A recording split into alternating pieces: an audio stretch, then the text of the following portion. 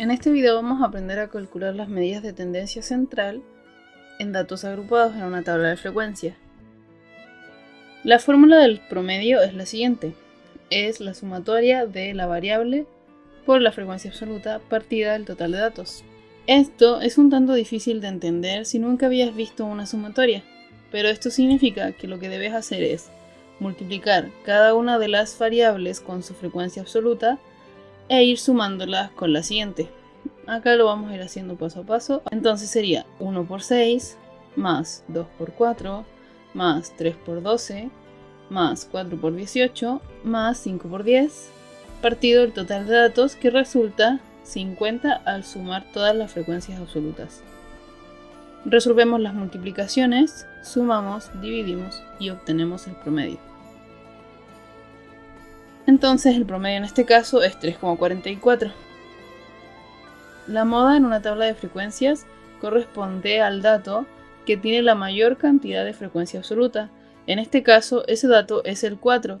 Ten cuidado al anotar la moda como 4 y no como 18.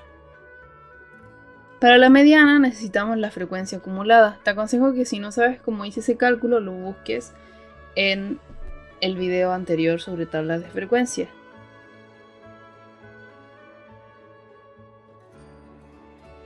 Para este desarrollo te voy a explicar una forma de hacerlo de manera más rápida. Lo que debes hacer es tomar el total de datos y partirlo por 2. En este caso, 50 dividido 2 nos resulta ser 25. Entonces, la mediana se encuentra en la posición número 25.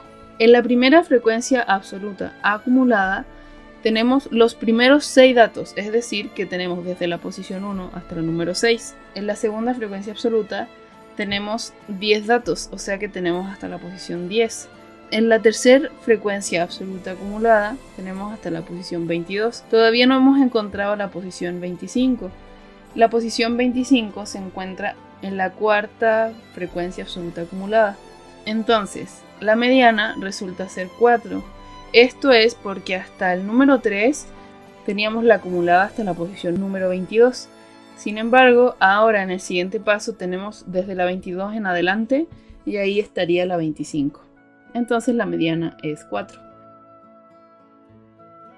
Vamos a ver qué pasa si resulta ser un número entero que justo corresponde a la frecuencia absoluta acumulada. Entonces, primero te voy a mostrar el desarrollo y luego te voy a mostrar cómo sería anotando todos los datos para que veas que este método funciona. Entonces, en este caso el total de datos es 18. Dividimos el 18 en 2 y nos da como resultado 9. Eso significa que la mediana se encuentra en la posición número 9. El problema en este ejercicio en particular es que la cantidad de datos son un número par. Esto significa que cuando calculamos la mediana van a quedar 2 datos al medio y vamos a tener que calcular el promedio. Entonces tuvimos justo la mala suerte de que el valor que calculamos corresponde a la frecuencia absoluta acumulada. Eso significa que la mediana va a ser el promedio entre el 2 y el 3. Siempre que te encuentres en esta situación y la cantidad de datos sea un número par, vas a tener que hacer este desarrollo. Es un ejercicio un poco más complejo al momento de calcular. Sacamos el promedio y la mediana sería 2,5.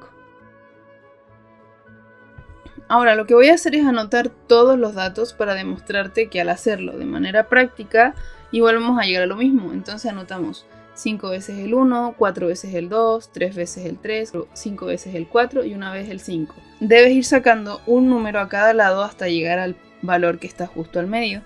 En este caso, como te mencioné antes, como son datos pares nos van a quedar 2. Y ahí es donde teníamos que hacer esto mismo. Recuerda que debes dividir el total de datos en 2.